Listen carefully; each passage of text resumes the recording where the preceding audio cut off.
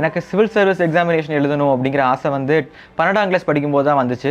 எங்கள் ஊரில் வந்து யூபிஎஸ்சிக்கு ஃபுல் ஃபார்ம் தெரிஞ்சவங்களே பெரும்பாலும் இருக்க மாட்டாங்க. அப்போது நான் என் காம்படிட்டர்ஸ் யாருன்னே தெரியாமல் நான் காம்படிஷனில் இறங்கிட்டேன். அதுக்கப்புறம் தான் தெரிஞ்சது காம்படிட்டர்ஸ் எல்லாமே இந்தியாவோட பெரிய பெரிய ப்ரெஸ்டீஜியஸ் இன்ஸ்டிடியூஷன்ஸ்லேருந்து வர்றவங்க, ஐஐடி பசங்க, எய்ம்ஸில் படித்தவங்க.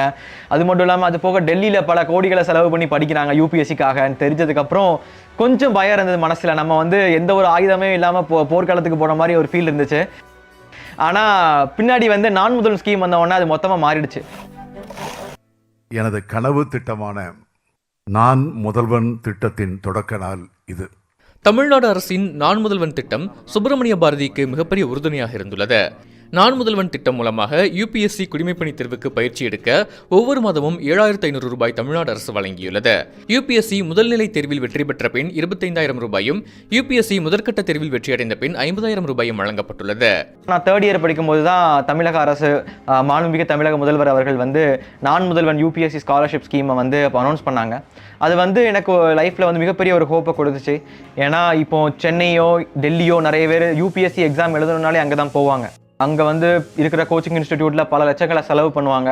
அது போக அவங்க தங்குற இடம், சாப்பாடு எல்லாம் சேர்த்து பல லட்சங்கள் செலவாகும். எங்கள் குடும்பத்தினால அவ்வளோ கொடுக்க முடியுமான சத்தியமாக வாய்ப்பே இல்லை. எங்கள் ஊர்லலாம் நீங்கள் 10ஆம் வகுப்பு படித்து முடிச்சிங்கனாலே பசங்களை வந்து வேலைக்கு கூட்டு போய் பழக்குவாங்க. நான் எடுத்தது வந்து இந்திய அளவில் 778வது ரேங்க்கு. எதிர்பார்க்காத ஒன்று தான். நம்ம இவ்வளோ சீக்கிரம் அச்சீவ் பண்ணுவோம்னு தெரியாது. கல்வியால் மட்டும்தான் வாழ்க்கையில் முன்னேற முடியுங்கிறது எங்களுக்கு ரொம்ப தெரிஞ்சனால தான் கல்வியை தேர்ந்தெடுத்தோம். இல்லைன்னா சாதாரணமாக 12ஆம் கிளாஸ் படிச்சுட்டு அவங்க அப்பா கூட வேலைக்கு போனால் அவனுக்கும் அதே சம்பளம் கொடுத்துருப்பாங்க. பெரிய திருப்தி, அதாவது சொல்லும்போது அளவு உடந்த மகிழ்ச்சியில் இருக்கேன். நான் இப்போ என் வாழ்க்கையில் அடைய முடியாத இன்பத்தை நான் அடைஞ்சிருக்கேன். தந்தை செங்கல் சூளையில் வேலை பார்க்கும் கூலி தொழிலாளி. தாய் தையல் இயந்திரத்தில் துணி தைத்து குடும்பத்தை காப்பாற்றியவர். ஆனால் இவர்கள் மகன் சுப்பிரமணிய பாரதி யுபிஎஸ்சி குடிமைப்பணிக்கான ஐஏஎஸ் தேர்வில் வெற்றி பெற்றுள்ளார். நெல்லை மாவட்டம் பாபநாசம் அருகே உள்ள விக்ரமசிங்கபுரத்தை சேர்ந்த சுப்பிரமணிய பாரதிக்கு 22 வயது தான் ஆகிறது. அரசு உதவி பெறும் பள்ளியில் தமிழ்வழி கல்வியில் பயின்ற இவர் தனது முதல் முயற்சியிலேயே யுபிஎஸ்சி குடிமைப்பணி தேர்வில் வெற்றி பெற்று சாதனை படைத்துள்ளார். தந்தை மாரியப்பன் 5ஆம் வகுப்பு வரை மட்டும்தான் படித்துள்ளார். தாய் சரஸ்வதி 8ஆம் வகுப்பு வரை படித்துள்ளார்.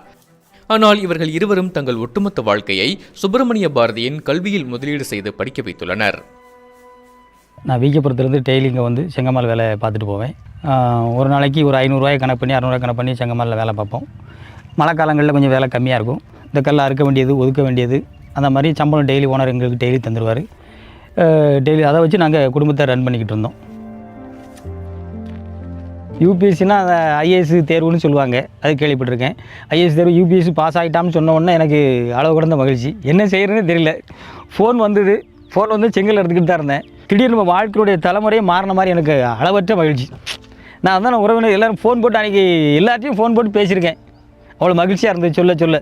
கல்வியால் மட்டும்தான் வாழ்க்கையில் முன்னேற முடியுங்கிறது எங்களுக்கு ரொம்ப தெரிஞ்சனால தான் கல்வியை தேர்ந்தெடுத்தோம். இல்லைன்னா சாதாரணமாக 12ஆம் கிளாஸ் படிச்சுட்டு அவங்க அப்பா கூட வேலைக்கு போனால் அவனுக்கும் அதே சம்பளம் கொடுத்துருப்பாங்க. அப்படி நினச்சிருக்கலாம். ஆனால் இல்லை, நம்ம வாழ்க்கை இது மாறணும், அடுத்த தலைமுறை மாறணும். எங்கள் வீட்டில் ஃபஸ்ட்டு படித்தது 8ஆம் கிளாஸ் நான் தான் படித்தேன். அதுக்கப்புறம் அவன் படித்தது காலேஜ் போனது பாரதி தான் போனான். அதுமாதிரி நான் கஷ்டப்பட்டு கொண்டு வந்துட்டோம். அதான் வருமானம் எப்போவுமே பொருளாதாரம் வந்து ஒரு பிரச்சனை கிடையாது. கல்வியை வச்சு யாருனாலும் எப்படினாலும் வசதி வாய்ப்பை ஏற்படுத்திக்கலாம். பெற்றோர்களின் ஆதரவும் சுப்பிரமணிய பாரதியின் விடாமுயற்சியும் தமிழ்நாடு அரசின் நான் முதல்வன் திட்டமும் இந்த குடும்பத்தின் எதிர்காலத்தையே மாற்றியுள்ளது. நம்மள மாதிரி பின்தங்கிய குடும்பங்கள்ல இருந்து இந்த மாதிரியான பொறுப்புள்ள ஒரு அதிகாரத்திற்கு போகிறது வந்து மிக மிக முக்கியம். ஏன்னா நம்மளுடைய முன்னேற்றம்ங்கிறது நம்மளுடைய தனிப்பட்ட குடும்பத்துடைய முன்னேற்றம் மட்டும் கிடையாது, நம்முடைய சமுதாயத்துடைய முன்னேற்றம்.